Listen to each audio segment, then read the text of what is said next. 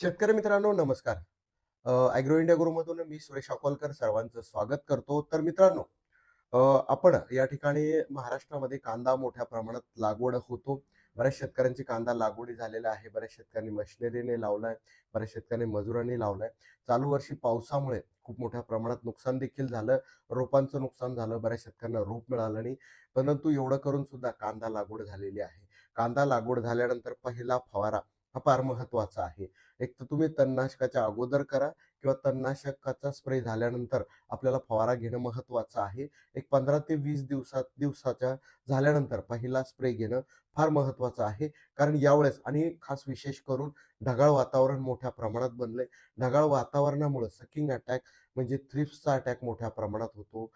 थोडंफार थ्रिप्समुळं चाटल्यामुळं डाग पडतात. त्याचबरोबर सकाळी धुकं येणं, ढग आल्यामुळं अळीचा अटॅक वाढतो किंवा धुक्यामुळे काय होतं, करपा मोठ्या प्रमाणात येतो. तर यावेळेस आपण कोणता फवारा घ्यावा? टॉनिक, बायोस्टिम्युलंट कोणतं वापरावं? तर यासाठी हा व्हिडिओ खूप महत्त्वाचा आहे. त्यामुळे हा व्हिडिओ शेवटपर्यंत बघा आणि आपले जेवढेही कांदा उत्पादक शेतकरी आहे, सर्वांना नक्की हा व्हिडिओ शेअर करा. आपण जे स्प्रे सांगतोय तो स्प्रे घ्या. रिझल्ट कसे आले नक्की कमेंट्स करा मित्रांनो. कारण मला देखील कळू द्या आपण जे सांगतोय त्याचे रिझल्ट येतात, कसे येतात, काय येतात शेतकऱ्यांना. तर सगळ्यात महत्त्वाचं मित्रांनो, जो सकिंग अटॅक म्हणजे रस शोषणारी जी कीटक येते मित्रांनो, तर त्यासाठी आपल्याला घ्यायचे हमला. या ठिकाणी बघताय तुम्ही हमला 550, हमला 550. तर या ठिकाणी मित्रांनो यामध्ये काय आहे, क्लोरोपायरीफॉस 50% आणि सायपरमेथ्रिन 5% EC. तर हे इन्सेक्टिसाइड आहे मित्रांनो.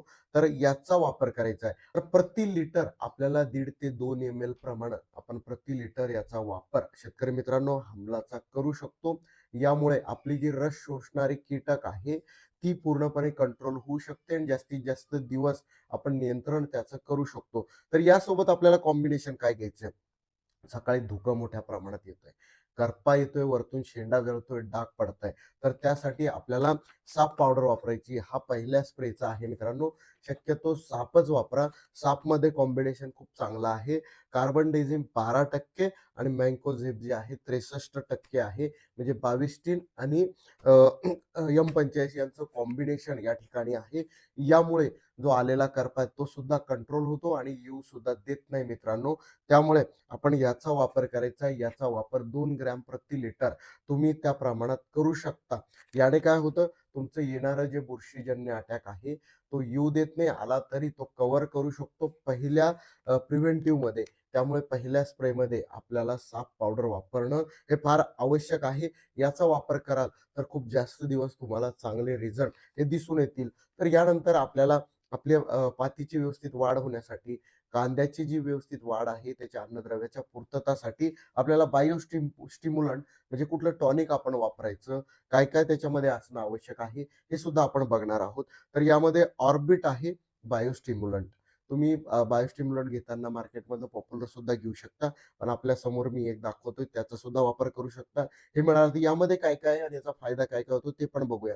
तर यामध्ये जे आहे अमिनो ॲसिड आहे. अमिनो ॲसिड 20% आहे. त्यानंतर फॉल्विक ॲसिड आहे यामध्ये 0.5%. फॉल्विक ॲसिड आहे. सिलिकॉन आहे 10%. व्हिटॅमिन B1, B2 यामध्ये आहे. मित्रांनो, हे जे फॉल्विक ॲसिड, त्यानंतर सिलिकॉन, त्यानंतर अमिनो ॲसिड हे काय करतं, तर जे पूर्णपणे अन्नद्रव्य पिकाला लागतात, जमिनीमध्ये उपलब्ध अन्नद्रव्य उचलण्यासाठी आणि फोटोसिंथेसिस क्रिया वाढवण्यासाठी, म्हणजे प्रकाश संश्लेषण क्रिया पानाद्वारे वाढवण्यासाठी, म्हणजे पातीद्वारे वाढवण्यासाठी, अन्नद्रव्य उचलण्यासाठी, हिरवेगारपणा वाढवण्यासाठी हे मदत करतं. म्हणजे टवटवीतपणा हा तुमच्या पातीवरती आणेल, पातीची वाढ ही चांगल्या पद्धतीने करल, अन्नद्रव्य चांगल्या पद्धतीने घेईल आणि तुमचा पूर्णपणे जे आहे कांदा हिरवागार तुम्हाला दिसेल. अन्नद्रव्य त्याला व्यवस्थित मिळतील. ज्या पद्धतीने वाढ व्हायला पाहिजे त्या पद्धतीने तुम्हाला कांदा हा ग्रोथ झालेला दिसून येईल. खाली सुद्धा मुळांची वाढ म्हणजे रूट जे आहे, रूट मोठ्या प्रमाणात वाढतील. जेवढ्या मोठ्या प्रमाणात मुळा वाढतील तेवढं अन्नद्रव्य पीक हे चांगल्या पद्धतीत घेईल. म्हणजे जेही खतं तुम्ही देताय ते खतं, अन्नद्रव्य हे चांगल्या पद्धतीने पीक, कांदा पीक हे उचलू शकेल. त्यामुळे याचा वापर हे जे आहे ऑर्बिट बायोस्टिम्युलंट किंवा जे आपण कंटेन यामध्ये सांगितलं, हे कंटेन असलेलं बायोस्टिम्युलंट जर तुम्हाला मिळालं ते कॉम्बिनेशनमध्ये वापरू शकता. म्हणजे आपल्याला वापरायचंय हमला 550 याचा वापर करायचा आहे. त्यानंतर आपल्याला वापर करायचा आहे सापचा वापर करायचा आहे आणि आपल्याला बायोस्टिम्युलंट जे ऑर्बिट आहे याचा वापर करायचा आहे. या 3चं कॉम्बिनेशन करा. प्रमाण देखील तुम्हाला सांगितलेलं आहे. व्यवस्थित त्याचा स्प्रे करा. जर आता स्टिकर वापरा, जेणेकरून ते व्यवस्थित जे आहे कांद्यामध्ये आपला स्प्रे होऊ शकतो. प्रमाण फक्त कमी जास्त करू नका मित्रांनो. आणि रिझल्ट कसे आले आपल्याला कमेंट नक्की करा.